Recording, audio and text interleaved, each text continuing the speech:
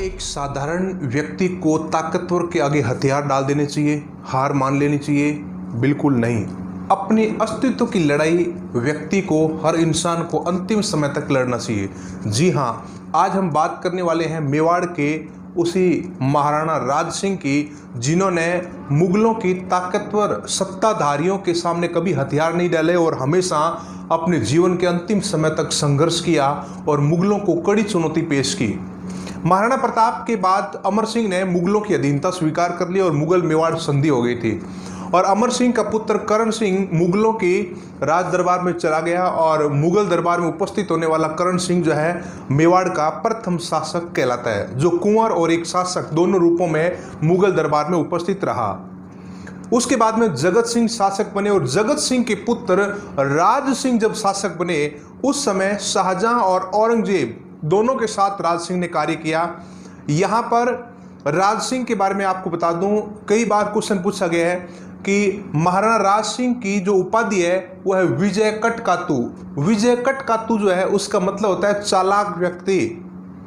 तो राज सिंह ने इसी प्रकार से चालाकी से काम लिया और अपने विरोधियों को चालाकी से परास्त किया और कभी कोई अपने साम्राज्य की सुरक्षा के लिए वो कोई सिद्धांतों पर समझौता नहीं करते थे। इसी प्रकार से शाहजहां के जीवन के अंतिम समय में शाहजहां के दोनों पुत्रों यानी कि दारा शिकोह और औरंगजेब, इन दोनों के बीच में उत्तराधिकार को लेकर युद्ध छिड़ गया, जिसे धर्मत का युद्ध और दोराई का युद्ध, ये दो जो युद्ध है धर्मत और दोराई, ये मुगल उत्तराधिकार युद्ध है। यहां पर मुगल उत्तराधिकार युद्ध के दौरान शाहजहां के उन दोनों पुत्रों ने यानी कि दारा शिकोह और औरंगजेब दोनों ने राज सिंह को पत्र लिखकर बताया कि आप सेना लेकर हमारा सहयोग करो। राज सिंह ने इस दौरान कूटनीति से काम किया और राज सिंह ने इस बहाने से अपनी सेना को वो कहीं नहीं लेके गया। बहाना ये था कि यहाँ पर हमारी इस दौरान रस्म होती है टीका दौड़। टीका दौड़ का मतलब होता है शिकार खेलना और इस शिकार खेलने के कारण इस दौरान हम अपने राज्य से बाहर नहीं जाते हैं। और इस टीका दौड़ के बहाने अब मुगलों के दोनों भाई लड़ रहे हैं सत्ता के लिए और राज सिंह ने मुगलों के कई क्षेत्रों के ऊपर धावे बोले और उनको लूटा भी टीका दौड़ के बहाने। तो यहाँ पर जो है राज सिंह हमेशा तेज रहा, इसलिए ये राज सिंह पर फिट बैठता है विजय कटकातु। उसके बाद में औरंगजेब विजयी रहा, दारा शिकोह पराजित हो गया। औरंगजेब मुगलों का जब बादशाह बना, जब ये औरंगजेब मुगल बादशाह बना था, राजगद्दी पर बैठा, तो औरंगजेब ने राज सिंह को कहा कि राज सिंह, आपने हमारा सहयोग किया, इसलिए आपको बहुत बहुत धन्यवाद। राज सिंह ने मन में सोचा होगा कि मैंने भी आप दोनों की भाइयों की लड़ाई के दौरान आपके क्षेत्रों को लूटा और आपने उसको पहचान ही नहीं पाया, इसलिए आपको भी धन्यवाद। तो यहां पर जो है राज सिंह काफी तेज रहा, विजय कटकातु। उसके बाद में औरंगजेब और राज सिंह के बीच में कुछ बातों को लेकर हमेशा विवाद रहता था, जिसमें एक तो औरंगजेब कट्टर मुस्लिम था, हिंदुओं के वो खिलाफ था और राज सिंह अपने धर्म और अपने साम्राज्य की रक्षा के लिए कुछ भी करने के लिए वो तैयार था। 1664 में 1664 में चारुमती का विवाद हुआ। चारुमती, ये जो चारुमती जो आप देख रहे हो, ये चारुमती किशनगढ़ की राजकुमारी थी। किशनगढ़ की इस राजकुमारी की सगाई हुई थी औरंगजेब के साथ में, लेकिन ये औरंगजेब को बिल्कुल नहीं चाहती थी। और जब फाइनल ये हुआ कि अब औरंगजेब के साथ चारुमती का विवाह होगा, तो इस चारुमती ने उस विवाह का विरोध किया, लेकिन राज परिवार ने कहा कि बेटा विवाह तो करना पड़ेगा, वो औरंगजेब है, हमें कहीं का नहीं छोड़ेगा। तो इस दौरान इस चारुमती ने एक पत्र लिखा राज सिंह को कि प्रिय राज, आप जब पहली बार मेरे गांव आए थे, मेरे घर आए थे, मैंने पहली बार जब आपको देखा उसी समय में आपकी हो गई थी और आज मेरा विवाह एक मुसलमान के साथ हो रहा है और ये मेरा धर्म भ्रष्ट होने जा रहा है और मैं उसके साथ कतई विवाह नहीं करना चाहती और मैं आपकी थी, आपकी हूँ और आपकी रहूँगी। अगर आप मुझे आज नहीं बचाते हो तो मैं जान दे दूंगी, और वो उसकी वजह होगा आप, यानी कि राज सिंह आप होंगे। और राज सिंह को जब ये पत्र मिला, लास्ट में लिखा था आपकी चारू, और ये पत्र मिला तो राज सिंह ने देखा ये क्या हुआ, इस उम्र में भी ऐसे पत्र मिल रहे हैं। तो राज सिंह ने कहा कि फटाफट सेना को तैयार करो और हमें चारुमती को लेकर आना है। सामंतों ने, लोगों ने कहा कि महाराज ये क्या कर रहे हो, आपकी ये इतनी सारी रानी, अरे आप समझिए आज वो कन्या संकट में है, उसको बचाना बहुत जरूरी है। तो इस दौरान राज सिंह ने औरंगजेब को चुनौती दी। औरंगजेब ने राज सिंह को कहा कि आप हमारे कार्यों में हस्तक्षेप न करें। राज सिंह ने कहा कि चारुमती का विवाह राज सिंह के साथ होगा।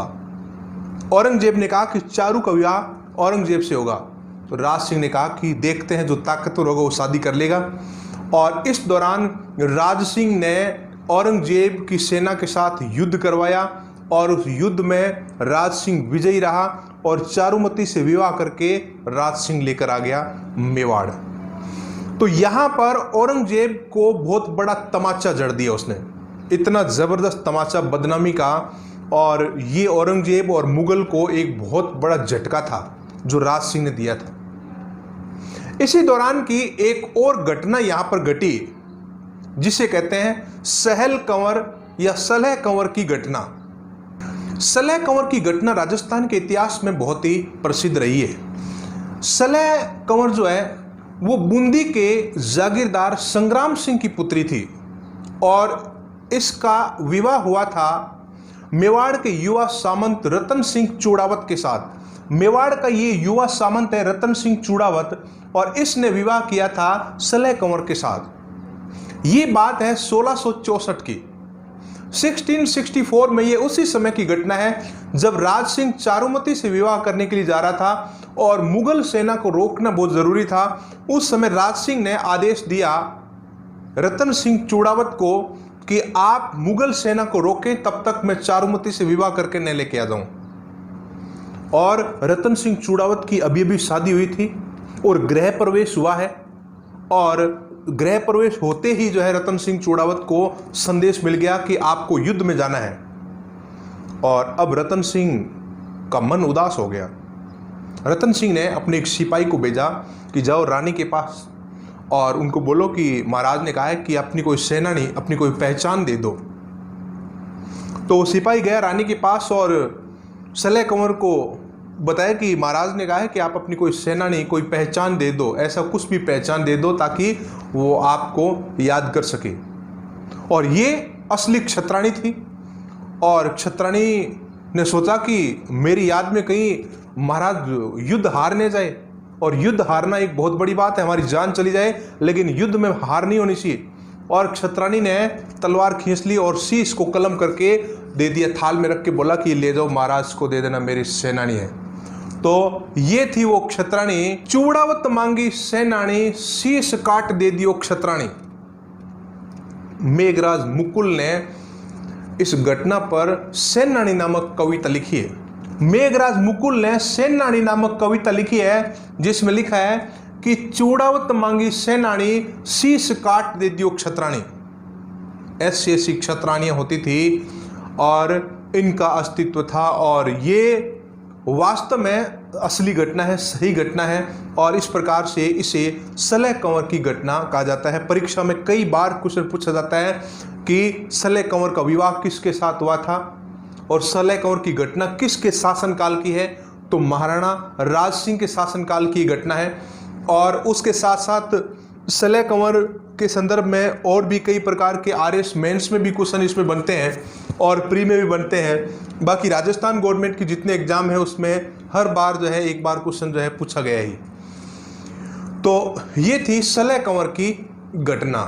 उसके बाद में राज सिंह और मुगलों के बीच में हमेशा तनाव रहा, यानी कि औरंगजेब अब राज सिंह का पक्का दुश्मन हो गया। औरंगजेब ने 1669 में बनारस फरमान जारी किया। इस बनारस फरमान के तहत औरंगजेब ने आदेश दिया कि हिंदू मंदिरों और पाठशालाओं को तोड़ा जाए।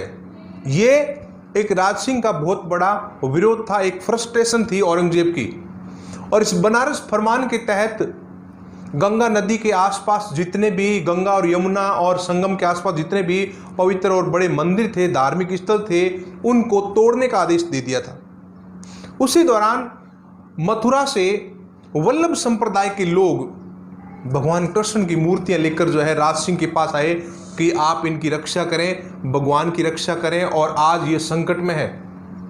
राज सिंह ने कहा कि आप मेरे पास आ जाइए, संकट कितना भी बड़ा होगा तो हम निपट लेंगे। औरंगजेब की बड़ी बड़ी धमकियों के बावजूद भी राज सिंह घबराए नहीं और वल्लभ संप्रदाय के लोगों की इन मूर्तियों को राजसमंद के सिहाड़ गांव में स्थापित करवाया। और यहां पर आज भी ये नाथ द्वारा जो मंदिर बना हुआ है, भगवान कृष्ण का नाथ द्वारा मंदिर, ये औरंगजेब ने जब बनारस फरमान जारी किया था उसके खिलाफ राज सिंह ने बनवाया था। तो ये उस समय की घटनाएं हैं। 1679 में औरंगजेब ने हिंदुओं के ऊपर जजिया कर लगाया था। और जजिया कर लगाने का भी यही उद्देश्य था कि किसी भी प्रकार से राज सिंह और इनके सहयोगियों और हिंदुओं को प्रताड़ित करना। जजिया कर गैर मुस्लिम लोगों के ऊपर लगने वाला कर होता है और औरंगजेब ने 1679 में यह जजिया कर लगाया था। जनहितैषी राज सिंह ने 1662 में पड़े भीषण अकाल के दौरान राजसमंद झील का निर्माण कार्य प्रारंभ करवाया।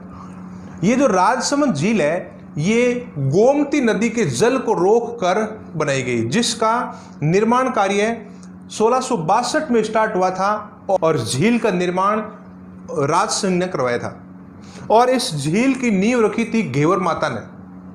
और घेवर माता बिना पति के सती होने वाली एकमात्र देवी है, जिसका मंदिर यही इस झील के किनारे घेवर माता का मंदिर है। और ये मंदिर जो है घेवर माता का मंदिर, ये राज सिंह ने बनवाया था।